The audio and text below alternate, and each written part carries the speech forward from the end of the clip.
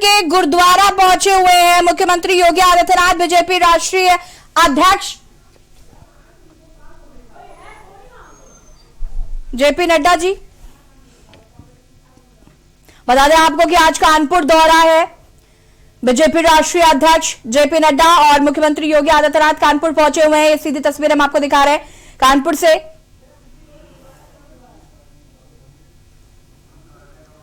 आपको बता दें कि आज 3 कार्यक्रमों में शामिल होंगे जेपी नड्डा। यहां पर बूथ कार्यक्रम सम्मेलन है, उसमें शामिल होंगे। बाबा नामदेव गुरुद्वारे की ये तस्वीरें हम आपको दिखा रहे हैं, जहां पर मुख्यमंत्री योगी आदित्यनाथ, बीजेपी राष्ट्रीय अध्यक्ष जेपी नड्डा यहां पर मौजूद हैं। डिप्टी सीएम केशव प्रसाद मौर्य और बीजेपी प्रदेश अध्यक्ष स्वतंत्र देव सिंह भी यहां पर मौजूद है। और इसी खबर पर हमारे साथ bureau chief Sunil Gupta ji phone line पर जुड़ चुके हैं। सुनील जी, क्या कुछ जानकारी? मुख्यमंत्री योगी आदित्यनाथ और जेपी नड्डा पहुंच चुके हैं कानपुर। यहाँ पे मुख्यमंत्री योगी आदित्यनाथ और जो राष्ट्रीय अध्यक्ष हैं जेपी नड्डा वो यहाँ पे पहुंचे हुए हैं और बाबा नामदेव गुरुद्वारे में पहुंच करके वो वहाँ पर जो सिख संगत है उससे मुलाकात कर रहे हैं। उसके साथ साथ यहाँ पर जो सिख धर्म गुरु है जो सभी की जो यहाँ पर एक प्रदर्शनी लगाई गई है उसका फिलहाल वो अवलोकन कर रहे हैं और वहाँ पर जाकर के जो वहाँ पर गुरु नानक जी की तमाम सारी उनके जीवन से संबंधित तमाम सारी जो परिचय भी लेकर के उनकी जो तमाम सारी तस्वीरें लगाई गई हैं उनके बारे में भी वो वहाँ पर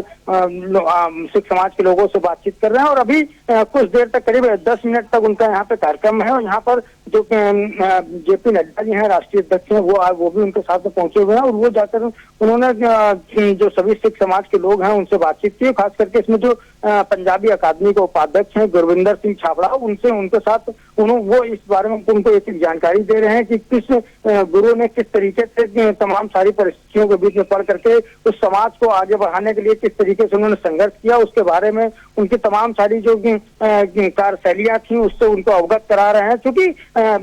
बात करें मुख्यमंत्री योगी आदित्यनाथ की, वो कहीं ना कहीं जो सिख समाज है उसको लेकर के पिछले काफी समय से लगातार उनके संपर्क में भी हैं जो सिख समाज के लोगों का। क्योंकि एक ये भी बात कहें कि आज यहाँ पर जो एक पहला कार्यक्रम सबसे पहला कानपुर में कार्यक्रम रखा गया कि गुरु जो बाबा नामदेव के गुरुद्वारा में जाकर के यहाँ पर उन्होंने मत्था टेकने की पहले शुरुआत की। तो एक चीज ये कह सकते हैं कि जो योगी आदित्यनाथ हैं, क्योंकि वो जिस तरीके से धर्म के प्रति काफी आस्थावान हैं, वो चाहे हिंदू धर्म हो या कोई भी धर्म हो, भले ही लोग उनको किसी धर्म को लेकर के उन पर उंगली उठाते हो, लेकिन जिस तरीके से उनकी आस्था जो ईश्वर के प्रति है वो एक बार इनको फिर से देखने को मिल रही है कि वो यहाँ पर आकर के स्वयं गुरुद्वारा पहुंचे हैं। वहां अपने साथ साथ राष्ट्रीय अध्यक्ष जेपी नड्डा जी को भी लेकर के पहुंचे हैं और वहां पर जाकर के एक जो वहां पे जो तमाम सारी जो प्रदर्शनी लगाई गई है उनका वो अवलोकन कर रहे हैं। और जिस तरीके से वो हाथ जोड़ करके वहां पर प्रदर्शनियों का अवलोकन कर रहे हैं उससे एक चीज स्पष्ट हो जाती है कि जो उनकी आस्था है वो आस्था कहीं ना कहीं वो चाहे कोई भी धर्म हो उसमें उसका जो किसी भी धर्म को मानने वाले लोग हों उनके सबके प्रति है। और अब वो यहाँ पर करीब 10 मिनट तक अवलोकन करने के बाद यहाँ से जो राष्ट्रीय अध्यक्ष हैं जेपी नड्डा जी उनके साथ में रवाना होंगे और यहाँ पे जाकर के वो क्षेत्रीय कार्यालय का उद्घाटन करेंगे। उसके साथ साथ जो आसपास के जो जिले हैं वहाँ पर भी उसका उद्घाटन करेंगे। उस कार्यालय का उद्घाटन होने के बाद में वहाँ पर जो एक वर्चुअल तरीके से जो आसपास के जिले हैं उनके भी क्षेत्रीय कार्यालय बनाए गए हैं, उन सभी का उद्घाटन करेंगे। उसके बाद वहां से निकल करके वो होटल में जाएंगे। कुछ देर विश्राम करने के बाद करीब 1 बजे वो क्षेत्रीय जो वहां पर बूथ सम्मेलन का आयोजन किया गया है, जहां पर लगभग 22,000 कार्यकर्ता वहां पर मौजूद होंगे, उन सभी कार्यकर्ताओं को संबोधित करेंगे। और इसके पीछे सीधा सा एकमात्र लक्ष्य यही है कि आगामी 2022 के चुनाव में वो किसी भी स्वरूप में जिस तरीके से यहाँ पर जो कुछ जो सीटें थी वो भाजपा से जी बिल्कुल। सुनील जी बहुत बहुत शुक्रिया आपका तमाम जानकारी के लिए। और जेपी नड्डा क्या कुछ कह रहे हैं वो भी सुन लेते हैं।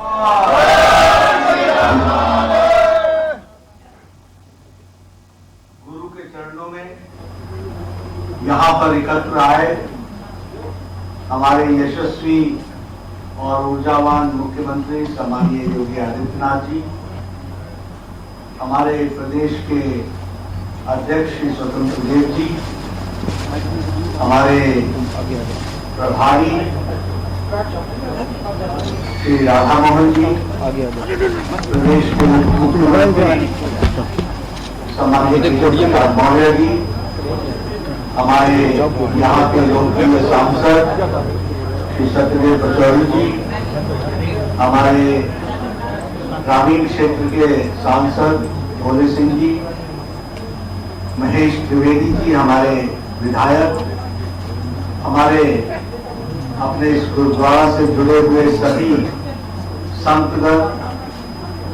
हमारे सभी ज्ञानी पुरुष, हमारी बहन और मंत्री बहन कल्याण जी, हमारे सभी यहाँ पर उपस्थित माताएं, बहनें, बुजुर्ग और मेरे प्यारे नौजवान साथी, आज मेरा ये सौभाग्य है कि मुझे बाबा नामदेव जी के चरणों में और इस गुरुद्वारे में आने का सौभाग्य प्राप्त हुआ। ये सौभाग्य जब तक बाबा की इच्छा न हो तब तक ये सौभाग्य प्राप्त नहीं होता है। तो आज उनका आशीर्वाद मुझे मिला और मैं कानपुर आया तो योगी जी के साथ सबसे पहले बाबा के चरणों में शीश झुकाने का सौभाग्य मिला है। इसके लिए मैं आयोजकों को बहुत बहुत धन्यवाद देता हूं।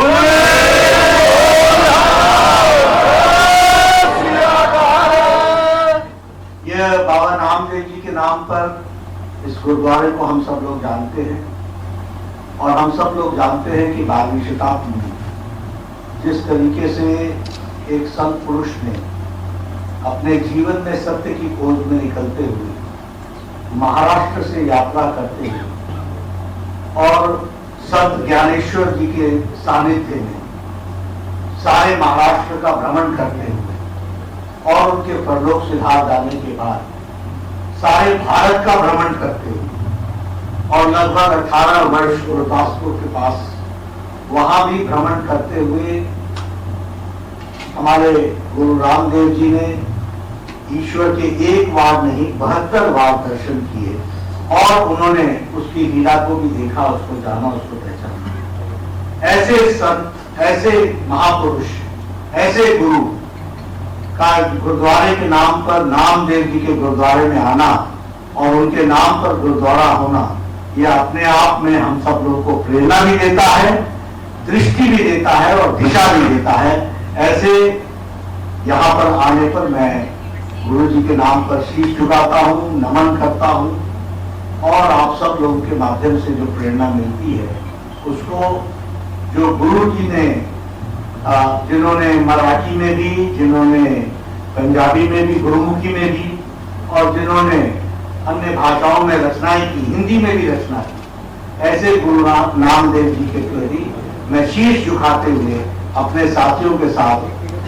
ये अर्चना करता हूं कि मुझे और मेरे सभी साथियों को और समाज में सही दृष्टि देने की ताकत दें और हम सब लोग अच्छे ढंग से आगे बढ़े। बोले वाहेगुरु दा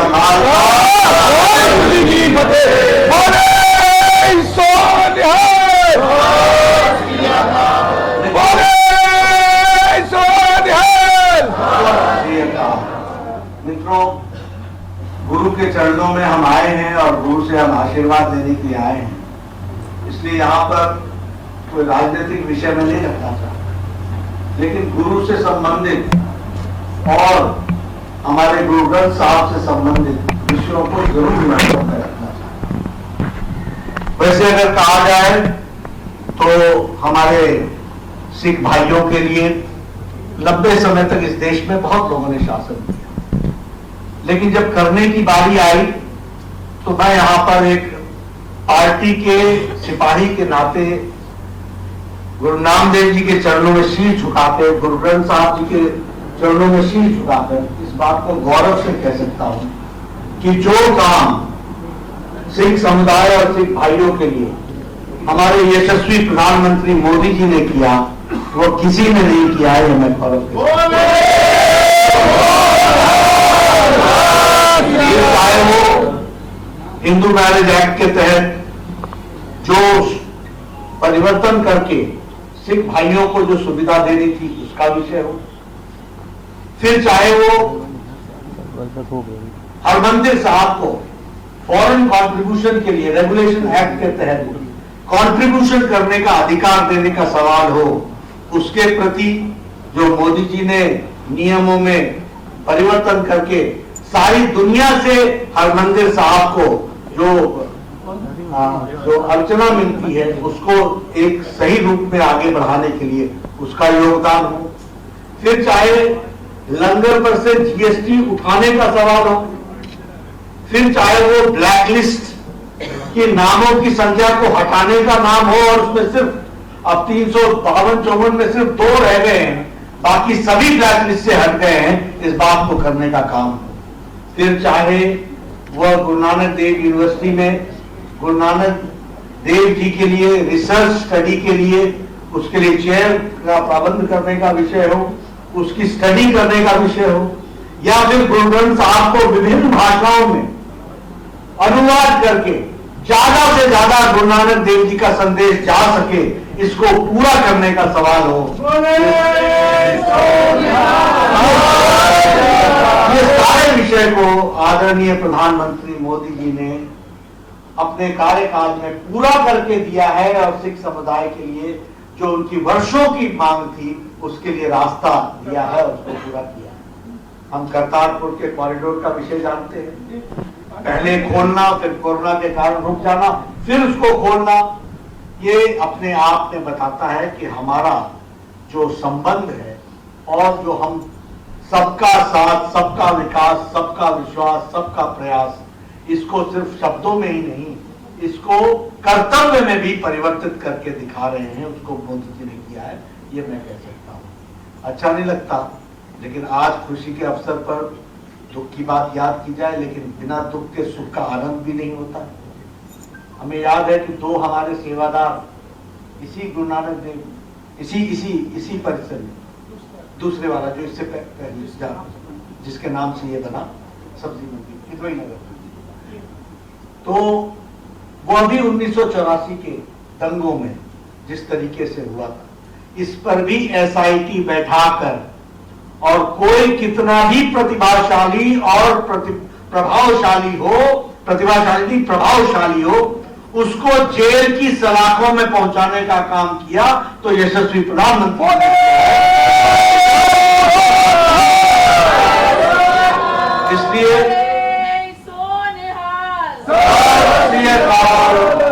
इसलिए मैं सिर्फ एक ही बात कहूंगा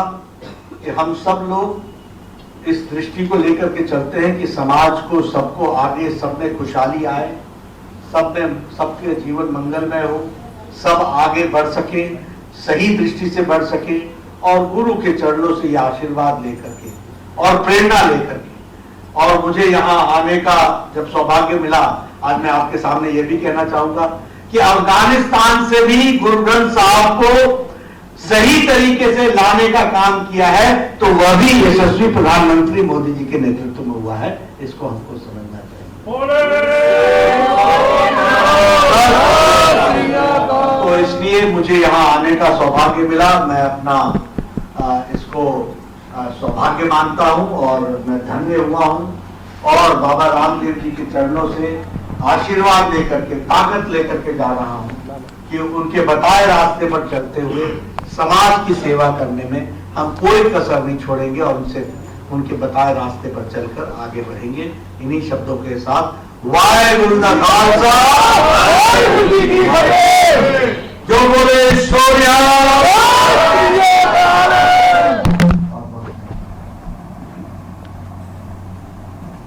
और ये सीधी तस्वीरें हम आपको दिखा रहे हैं किदवई नगर के बाबा नामदेव गुरुद्वारे की तस्वीरें, जहां पर जेपी नड्डा ने बाबा को नमन किया, गुरु को नमन किया।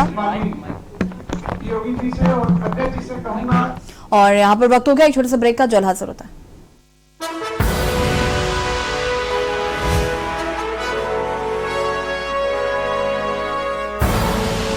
आप देख रहे हैं के न्यूज़, खबरों का सारथी।